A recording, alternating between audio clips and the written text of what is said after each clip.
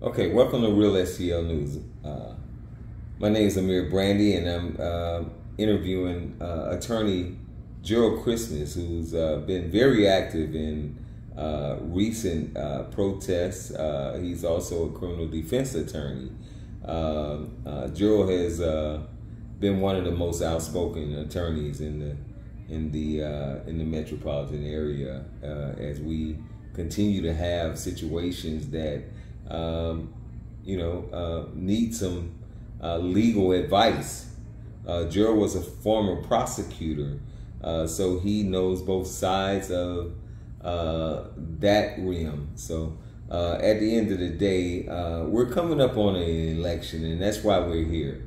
The congressional election involving both Cori Bush and Wesley Bell. There's been some issue as to how this all developed and who pushed Wesley Bell to make this run for Congress. Right now, Wesley Bell is the St. Louis County prosecuting attorney, and he works in that office. Some say he don't. In fact, quite recently, some of his co-workers indicated that he's only there 5 days out of the month. But that's not what we're here for. We're here for the lies that are being told in reference to Congresswoman Cori Bush, and we want to set the record straight as to where we stand. We're also going to go into at the end of the interview, we're going to talk a little bit about those who have sided with Wesley Bell in his $20 million budget. Real SEL News, we do our best to try to keep the community informed on what's really going on and not just what they want you to see. So I'm going to let Attorney Christmas introduce himself and lead this conversation in the area that he wishes to speak to first. I just want to say thank you for having me on Real STL News. I want to say good evening to your listening audience and remind them about how important it is to be engaged in the process. We cannot complain about what's happening in our city if we're not engaged in the process, if we're not engaged in politics. And politics is all local. So it starts at the local level and then it moves up. And we tend to get more engaged as a people at the national level than we do at the local level. But we have to be engaged at both the national level, at the state level, at the local level, and at the school board level. And I'm also encouraging everyone to get out here and vote now. Early voting is in process now. You can go down, you can vote at the Board of Elections. They have public libraries that you can vote at on Saturday. If you voting on election day, you voting too late. I've already cast my vote earlier this week for Cori Bush, and we need to go ahead and vote now. There's no need to wait till election day to vote. You can vote now and be active in making sure that other people have the opportunity to get out and vote on election day that may need help, that may need assistance voting on election day. And then so much turbulence happens in this world right now, we don't know what's going to happen between now and election day. So go ahead and get your vote done now. Vote early. Oh, wow. Yeah, so at the end of the day, is a lot of times we do run into last minute issues that may even prevent us from voting on that day. So your advice is very good advice, that if at all possible we can get out and vote, that we do so with the Board of Elections. I'm not sure where exactly it is out in St. Louis County, but Northwest Plaza. Northwest Plaza. Northwest Plaza. That's where St. Louis County Board of Elections is located, and you can go right in and vote, and you can go downtown in St. Louis City and walk in. I walked in and out voting in less than 10 minutes. Okay, so that's good advice. And so we have 2 days, two days before the actual election day. I think you go all the way up till Monday. Okay, yeah. For early voting. Right. So we have both Friday and if you go to the website, there are locations, like I indicated, in St. Louis City public libraries where you can vote on Saturday. And it's probably the same way in St. Louis County, but you just need to double check all the locations and their times. Okay, that's good information. Yeah, I'll make a note of that. So at the end of the day, it's come to our attention that a lot of the pastors have engaged in a press conference, whereas they have changed their opinion about who they're voting for. Would you like to speak to that? Well, you know, members of the clergy, they have every right, if they want to endorse somebody in this race. I think you have to be conscientious of, you know, why at this time they're endorsing and why they're being outspoken at this time, because we've had many problems happening in this city long before we got to this election. You know, we've had a number of economic issues happening in this city. We've had many crime issues happening in this city, all kind of indications of violence and issues with our youth. And I think it's interesting that the clergy has been silent on a lot of issues. To be honest with you, in my lifetime, this is the most silent that the clergy has ever been, because we have a lot of issues that are pertaining, to our community that need to be addressed. And we're accustomed, it's been in our history, in our heritage, in Black history in this country, that you have clergy speaking out on issues, and really clergy out front on issues. And that's from all religions. And if you notice, there has been a silence from the clergy on a number of issues. And I just think it's ironic that all of a sudden you have the clergy coming out on the first congressional race at this point and supporting a candidate that is being backed with $20 million by AIPAC. And I ran for office twice, and I remember running for office before when things didn't make sense to me, and an older person in politics told me, when something doesn't make sense, follow the dollar. Oh, wow. So I think, sometimes when things are not making sense, follow the dollar. And we know right now there's a tremendous amount of money in the atmosphere right now, tremendous amount of money in the atmosphere. And I think, money can sway people's opinion. Money can call people to do things. Money can call them to have press conferences. Money can call them to do last minute endorsements. Money can call them to have individuals at their church. You understand what I'm saying? I do. And so you just have to look at the situation. I'm not saying that you free to endorse who you want to endorse. Sometimes I question what the motive is. Okay, that's interesting. Yeah, so we're gonna move forward, man, because that right there will put us on pause for a second, because at the end of the day, we do have to ask the tough questions in reference to why and how we got to this point where we have a person that has represented us in a way that we haven't had representation in some time. And for clergy to stand up against that without any information or anything that would assist them in making such a decision, I don't know. I have to question that. And then the current office that the candidate is holding, where he didn't prosecute Darren Wilson, he didn't prosecute the officers involved in the shooting at the Galleria Mall. He didn't prosecute the officer who was involved in the shooting in, I believe, Ladue.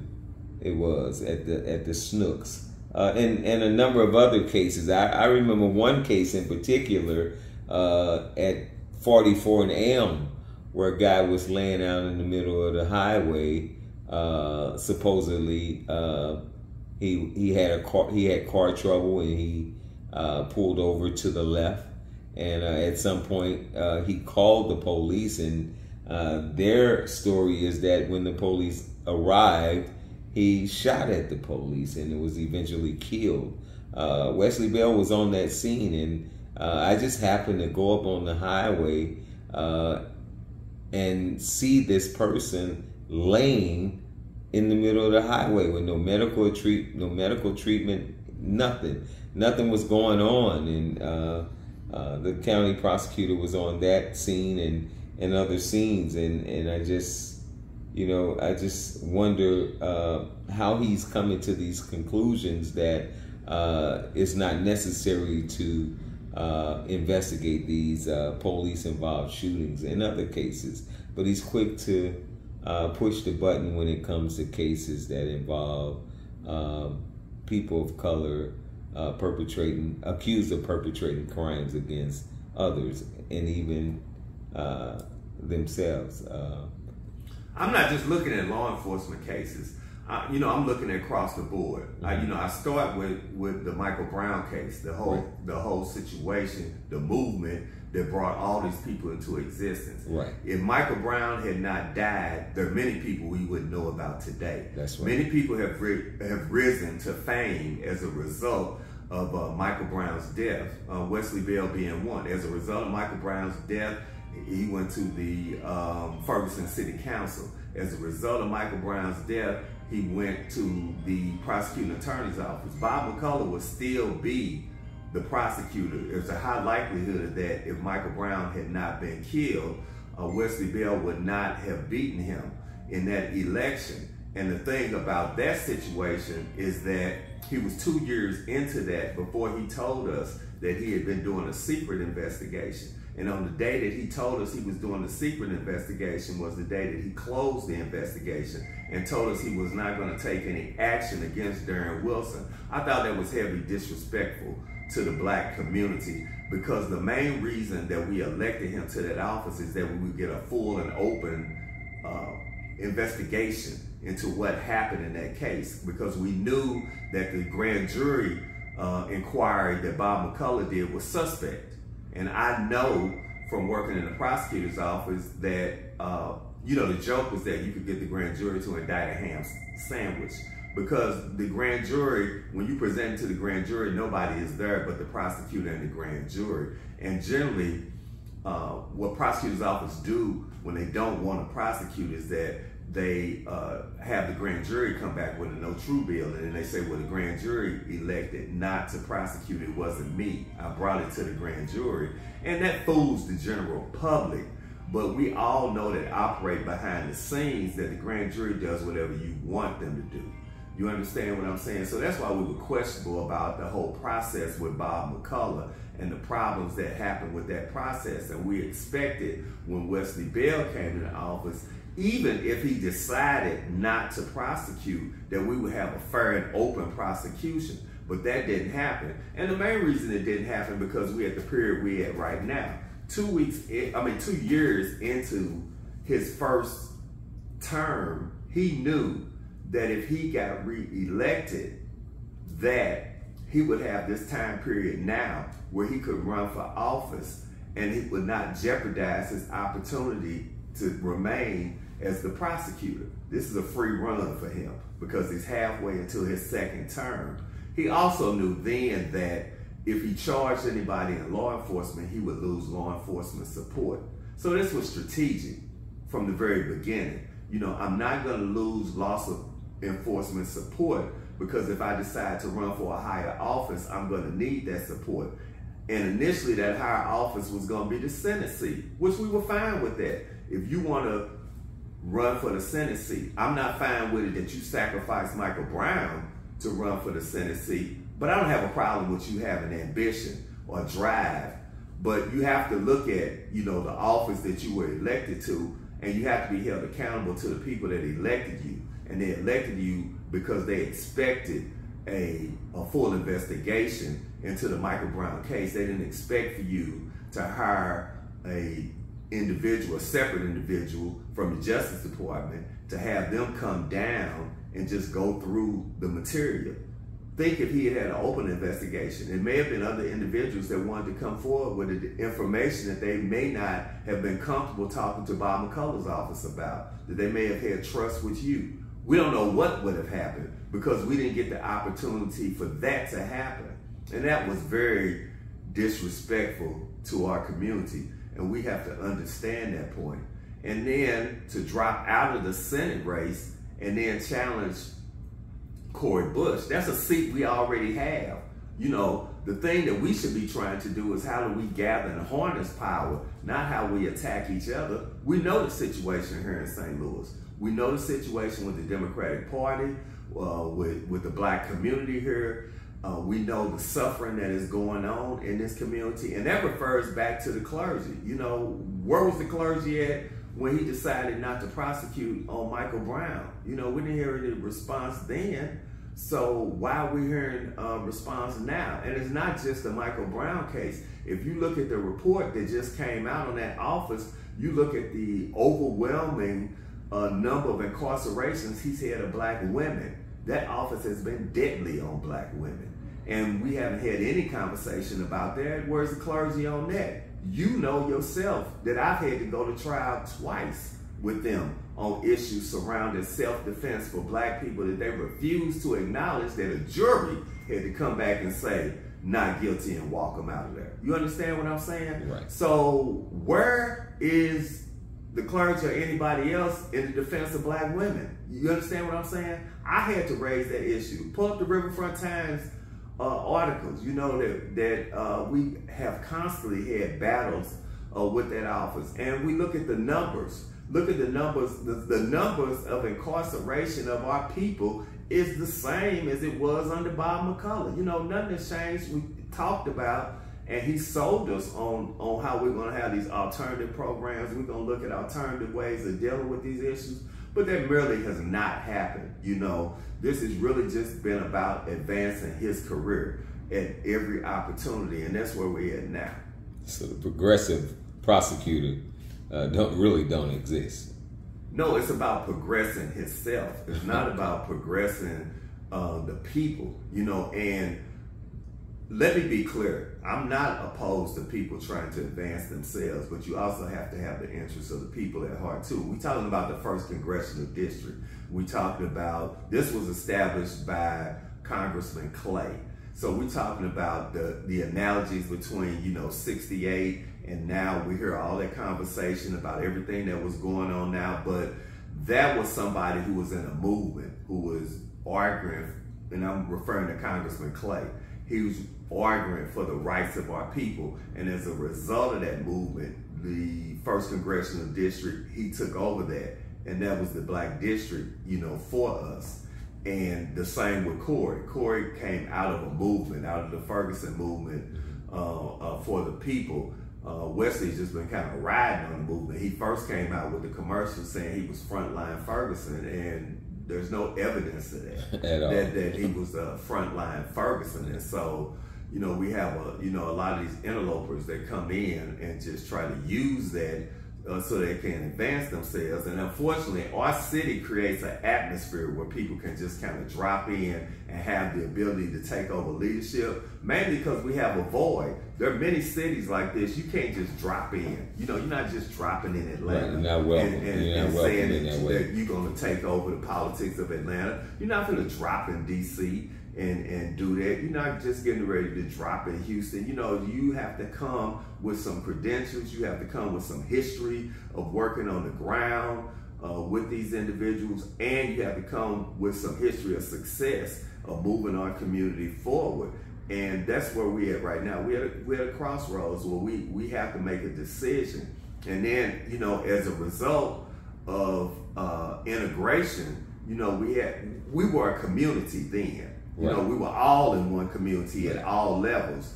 We're not all in a community now. You know, we spread out, and then, you know, we have this upper 10% in our community now that we did not have then. Well, if we did have that upper 10%, they lived in the community with us. Right. Now we have this upper 10%. They don't live in the community with us, but they want to dictate what's going to happen in our community, and they don't want to work in our community, and they want to dictate that they're more comfortable with Wesley Bell because they think he's more palatable. You understand what I'm saying? And that he's not as aggressive, and he's willing to wait. But we don't have time to wait. You know, that's what Dr. King would talk about in the letter from the Birmingham jail when he ran into problems with the clergy that said he needed to wait. You know, and he didn't have any business being here. But we, you know, that's what the moderates always want us to do. Wait. You understand what I'm saying? Right. As opposed to Cori Bush, who's willing to stand up for us and demand that the Biden administration direct the money to us. See, sometimes you're not going to get the money unless you say no to what they want. Right. And then they say come around because they know you have the courage to say no. When they know you have the courage to say no, then they say we gonna need to work with her. Right. Or work with that person. Negotiating too. We're gonna have to negotiate with that person. That's a negotiation tool. Right. Sometimes you have to say no to get to where you want to be. And in Congress, you know, a lot of times as black people, we don't understand how Congress is set up. You have 100 senators and you got 435 over there in the House. You understand what I'm saying? The House is meant to be closer to the people. They run every 2 years. In the Senate, they run every 6 years. A senator represents the whole state. A congressperson just represents the district. But you don't run into 435 and you just automatically come in and you taking over. It's a process. Right. You know, like they try to run commercials and say that Cori has never passed a bill. Cori been on a lot of bills that have passed, but she don't come into Congress leading a bill. Cori had only been in Congress for 3 days when the insurrection happened. You understand what I'm saying? Right. So you don't come into Congress and you think that you're getting ready to run things because you have other individuals that have been serving in Congress much longer than you, and you have to learn to work with people. Right. You understand what I'm saying?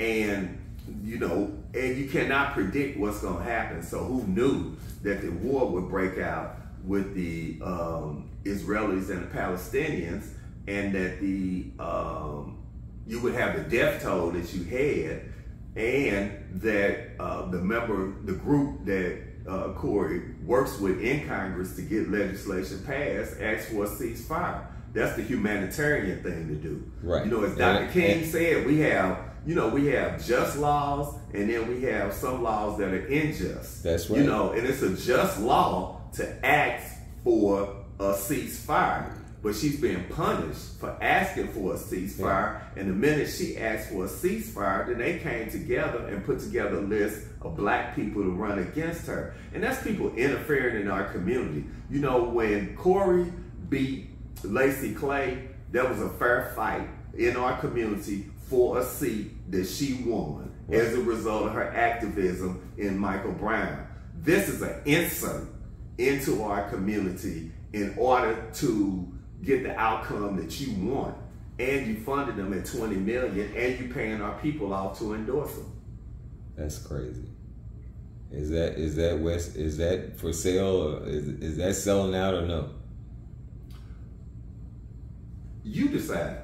Okay. I don't need to make. All I'm doing is providing the information that I have, and then I think you know I want people to be able to make their own objective decision, but I want them to have the facts. What I don't like is that our people are being manipulated. Right. And if you want to run, then run and run on the facts, but don't manipulate them. And politics, that happens in politics. There's always going to be some manipulation, but we have a responsibility to try to educate our people as much as possible so they understand what they're doing when they go to the ballot box, because that's what we want. In order for us to be successful, we have to have an educated electorate. You understand what I'm saying? I don't want to dumb people down. I want to raise them up. So any way that I can educate them even more on the system and what's going on and how we in the trenches, I'm talking about in the trenches, because I'm representing your son. I'm the one representing your daughter, your niece, your nephew, your cousin, your aunt, your uncle, your mama, your daddy. I know the fights that we have with that office. Right. I know how hard it is to get alternative program outside of incarceration for people out of that office. It's just as tough to get things done in that office as it was under Bob McCullough. Oh, wow. If not tougher. Because the one thing about Bob McCullough, he was a trial attorney. He did understand, you know, the situation. That's really why I think he's trying to get out of this position, because he's really not a trial attorney like him. He probably wants to get out of it before he can't do anything else political. This is, you know, he's just advancing his political career. Wow. But it's on our backs. Yeah, I was just in a on a program last night with Mike Brown Sr., and he brought up a point that Wesley Bell was carrying his son's casket. He was carrying the casket into office, one after another. And it made sense because he's using what happened as a tool to open doors, to entertain the possibility of running for a higher office. He throws this Ferguson thing out there to get the attention of the people, and then he make statements like frontline Ferguson, which he never. We couldn't find a single picture with Wesley Bell. I mean, and me being a photographer, I did a lot of filming and picture taking doing Ferguson, and at the end of the day, I found it hard to believe that I couldn't find a single picture of Wesley Bell. And I think the real problem is with that, when we think about that, Amir, is this. We 10 years after Ferguson, and we are still struggling systemically. You understand what I'm saying? Right. There are a lot of people who are very successful as a result of Michael Brown's death and as a result of the Ferguson movement, Wesley Bell being one. Right. But let's think about the people. We still have a major problem with that court system, the municipal court system. Exactly. People are still, we a decade later, let's take out of the equation about Darren Wilson and how he murdered Michael Brown, but let's think about all the people who are still suffering from the municipal court system. Let's think about how our city just demanded that we need to demolish that system. Exactly. We still, a decade later, have not gotten that system demolished, and it frustrates me when you have a press conference to endorse Wesley Bell, but you ain't had not one press conference to end this system. You understand what I'm saying? That's right. And more than Michael Brown has come through this system, and more people are suffering from that right now. Let's do something to end that system. I've long said we need to end the municipal court system. I've been saying it since before Michael Brown died and after Michael Brown died. Just like I said, we need to end the nonpartisan court plan. You understand what I'm saying? Right. Because we need to be picking our judges. Why is it that the communities in Missouri that have the highest black populations have the nonpartisan court plan, where the governor is picking our judges and not us? And most people don't even understand that. You go right to St. Charles, across the river, they voting on their judges, but the governor is picking our judges in St. Louis County and St. Louis City, where it's affecting us directly. And we got the population to have more black judges on the bench. We're on an all-time low of black judges in St. Louis County and in St. Louis City. And 90% of the people coming through the system are African American. And we don't have any say-so. And we're not even discussing that. But those are the things that we need to talk about, because we got a commission set up that first you interview with to be a judge. You interview with that commission, you don't know. That's politics right there. That's inside politics, because you have to then be one of the 3 picked by that commission, and then they send those 3 names to the governor, which is again inside politics. It's all inside politics. There's no accountability. You don't know who's touching toes under the table, but what we do know is that it ends up with a minority of black judges and a majority of white judges on the bench. Wow. Man, you have really laid it out, and at the end of the day, man, we got to reach back out, man. We got to continue to update our community on matters such as this, and when it's all said and done, man, I think that they can actually study the things that you said in this interview and really have a full understanding of what's going on and what we need to do from this point on. So with that being said, we'd like to thank you for taking out of your day to share this with the community.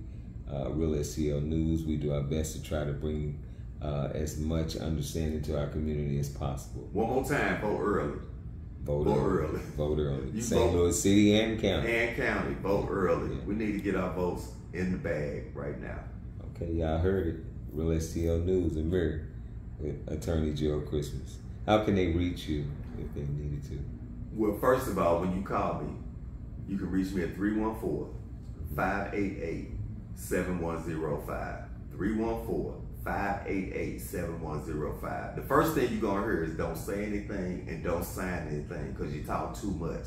You have the right to remain silent. Anything you say can and will be used against you. You don't talk to anybody unless you're talking to your lawyer. You understand that? That's the biggest mistake that people make because the police have the right to lie to you in order to encourage you to make conversation with them. But they read you your rights, but it's your responsibility to invoke your rights. You have to ask for an attorney. You have to invoke your right, and you need to always invoke your right. Keep your mouth shut and call you an attorney. Call me first. Yeah, I heard what he said. There it is. Real STL News and Mirror. We out.